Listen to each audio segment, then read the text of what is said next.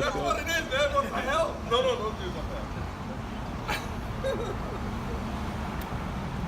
Aloha. Hey, hello everybody. I am Oh here my gosh. with Bernard Carvalho. He is the mayor of Kauai County and a candidate for lieutenant governor this year. We're gonna walk story. Thanks for joining us, Bernard. Happy to be here. I love the charming character of this one place. Reminds me of back home. I love it. All right. Could you tell us a little bit about your background? What is your connection to Hawaii? What made you get involved in politics in the first You know, place? born and raised on Kauai. Raised up in a very humble upbringing. My parents who were divorced when I was young. But took care of my brothers and sisters, went to school, of course, and I had a visit by Coach Dick Tomey and Coach Bob Wagner that changed my life. They offered me a full athletic scholarship to the University of Hawaii to play for the Rainbow Warriors. Played there, graduated, got drafted by the Miami Dolphins, played a little bit in Miami, moved back home. Now I'm married, my wife, 33 years married, 3 kids and 2 grandchildren. I love it. So you've been married for something like 10 years, right? Yes. What are some things you've accomplished in that time? What are you proud of? You know, as mayor of Kauai and Niihau, we're able to really pull the right people together. It's about people. It's about assembling a team, coming up with a plan, coming up with a vision. Yeah. And we came up with the whole 2020 vision, which took Kauai into the future. And leaders of today, we need to have that kind of ability to set a vision. Then you surround yourself with a good team, and then you make that happen.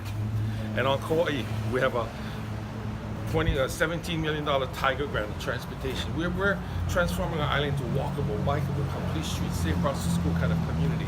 So we really are happy on obtaining that kind of opportunity for Kauai. So, you know, a lot of people, they might not know what exactly the lieutenant governor does, and it seems like you guys have a lot of flexibility as far as what you guys do in that job. Right.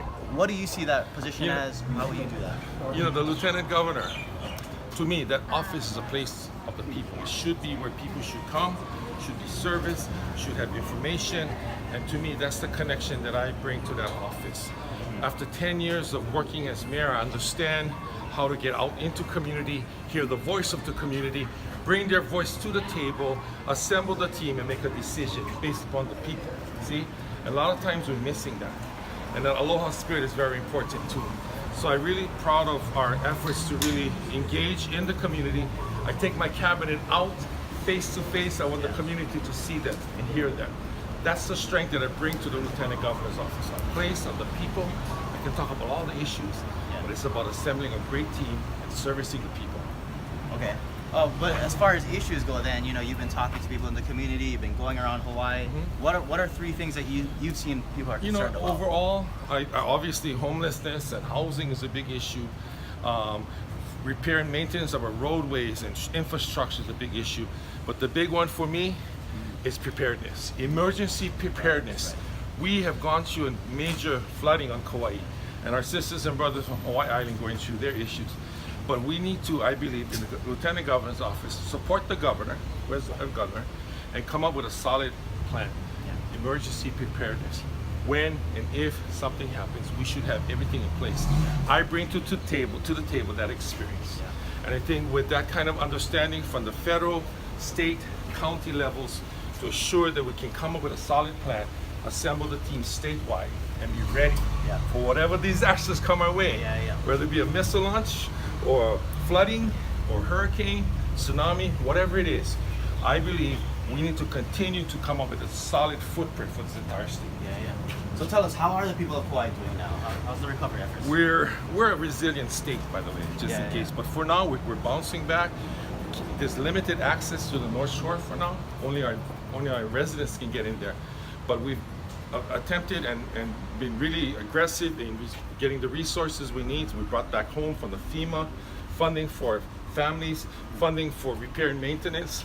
All of that is in place right now. So we look forward to completing the repair and maintenance of the entire roadway that was isolated, the North Shore, by the latter part of October. So we have a good team in place, resources coming in, make sure we connect with the right people, and then assembling the plan and then implementing. See, as mayor, you don't just talk about it, you implement. You can legislate, you can create laws, but somebody needs to actually bring the law or the bill to life. And that's what we do. Boots on the ground, talk story, ask questions, hear the pulse of the community, and bring it right back to the table and make the decision. To me, that's the big part that is missing. And so you even talk about, you know, how this kind of town, like Wailuku town, reminds you of home. Beautiful. Right, Kapa'a so- town. I come from the town of Kapa'a. The charm, the character, the ambiance, Yeah. the green and white color right here. This Yeah. reminds us of a store right in Kapa'a town. The charm is we as leaders need to hold on to this. The charm and character of our island, the charm and character of our little towns, the small businesses Yeah. that are struggling. And how do we keep the mom and pop stores and the mom and pop businesses running and thriving and supported by government, so we don't lose that character of the towns and cities? To me, that's one of the most important things we need to do is Yeah. keep that aloha spirit alive, keep a charming character of the places like this beautiful town, and in any kind of future developments, need to incorporate the culture. We need to understand what we need to do, and I believe that is so important. Can you just talk a little bit more about the culture? What is the role of Hawaiian culture? Let me in tell our you government? this. On Kauai, we came out with a Kauai Nui Kuapapa program where you identify the moku system. There's the Ahupua'a system.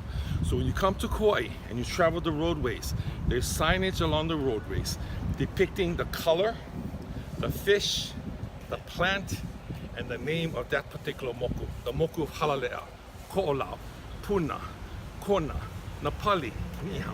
We can do that for this entire state.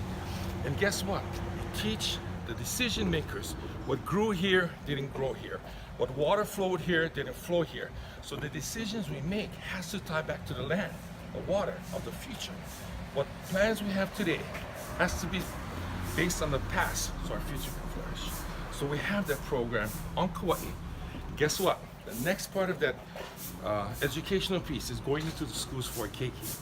My granddaughter is going to say one day, I come from the moku of Puna, and this is why. And the other one's going to say, I come from the moku of Halalea. My whole point is, as decision makers, we gotta honor the land, the structure of the moku system, and then move forward. If we do that, everything will be pono.